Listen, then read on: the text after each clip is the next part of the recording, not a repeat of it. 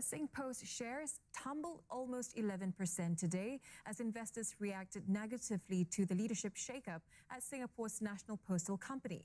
3 senior members of the management team were sacked over the weekend for alleged mishandling of an internal probe on failed deliveries. Among them,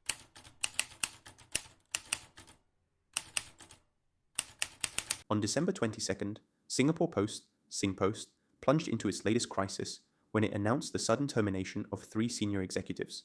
This incident, dubbed Parcelgate, saw the company accuse Group Chief Executive Officer Vincent Fang, Group Chief Financial Officer Vincent Yik, and Chief Executive of the company's International Business Unit Li Yu of being grossly negligent in their handling of internal investigations into a whistleblower's report.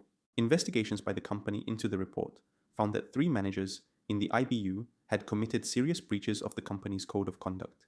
They made manual updates on one of its largest customers' deliveries that were not in accordance with the company's standard processes. All 3 have said that they will take steps to contest their firing, calling their sacking without merit and procedurally unfair. The reason this case was so shocking was that it was rare for a Singapore firm to fire its top 3 executives at the same time, showing the severity of the situation. SingPost's latest crisis adds to its ongoing business challenges and leaves a vacuum in leadership as the company executes the sale of its Australian business, announced on December 2nd. This announcement caused destruction in shareholder value, with SingPost's share price falling nearly 11% the day after the announcement.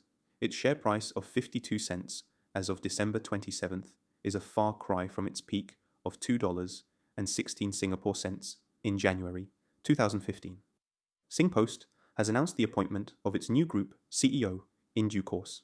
There is a lot to unpack here. Let us dive deeper into how exactly SingPost got into this mess in the first place. So what started Parcelgate?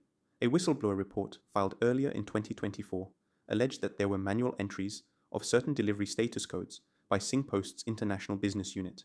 These were for international transshipment parcels, which the company had agreed to deliver under an agreement with one of its largest customers. These manual entries were allegedly done without basis or supporting documentation, and with the intention of avoiding contractual penalties under the agreement. Following an investigation, disciplinary proceedings were brought against 3 managers who were directly involved in the matter. It was found they had committed serious breaches of the company's code of conduct. The managers were found to have performed or approved manual delivery failure status codes for parcels, even though no delivery attempt had been made and without supporting documents.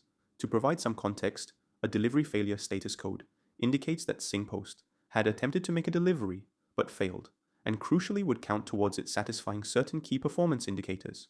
As an extreme example, if SingPost delivered 100 parcels and registered all 100 as delivery failures, all 100 parcels would count towards it satisfying certain key performance indicators. Hence, it is important that this delivery failure code is used only for appropriate situations. Due to this allegation, the 3 managers have since been sacked, with a police report made against them. This is when the 3 recently sacked key executives come in. The investigations revealed that although the 3 key executives were provided with the reports and findings of the auditors, as well as the concerns auditors had raised, nevertheless, they made serious misrepresentations concerning the whistleblower's allegations to the audit committee. What were these false assertions made by the 3 key executives?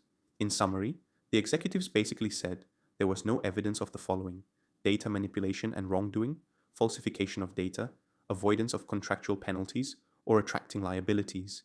It was also mentioned that the customer requested for this practice and thus was fully aware of it, and this practice was in line with industry practice. These misrepresentations were without any independent evidence or substantiation and contradicted auditors' reports.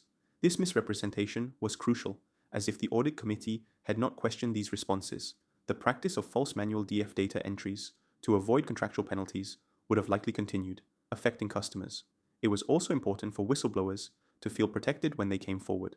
Due to the poor handling of this case, SingPost said its board lost confidence and trust in the judgment of the 3 senior executives and in their ability to perform their duties towards promoting and protecting the interests of the company. In response, Mr. Pang and Mr. Yik have indicated that they will vigorously contest their termination, both on merits and on the grounds of procedural unfairness.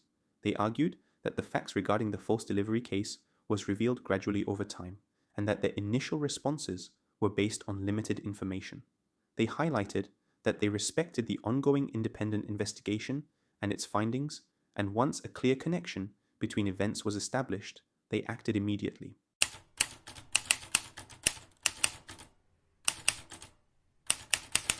So how has social media reacted? Social media had very negative reactions to this. Our team has chosen comments that best showcase general sentiment in an appropriate manner.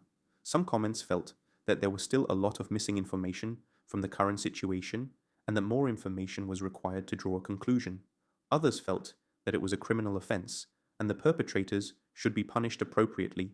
Some felt that this situation was nothing surprising as they referenced their own issues with delivery failure, which resulted in issues with receiving their parcel that was no fault of their own. Some viewed this situation in a more positive light, and that this change in management would result in the improvement of SingPost.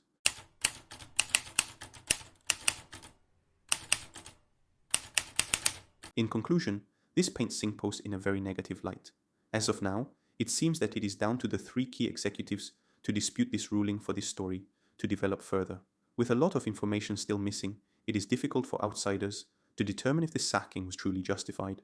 There has been no indication on the amount the original delivery failure issue cost, as well as who the customer was, which would help to shape public opinion. As of now, only time will tell if this sacking was truly justified.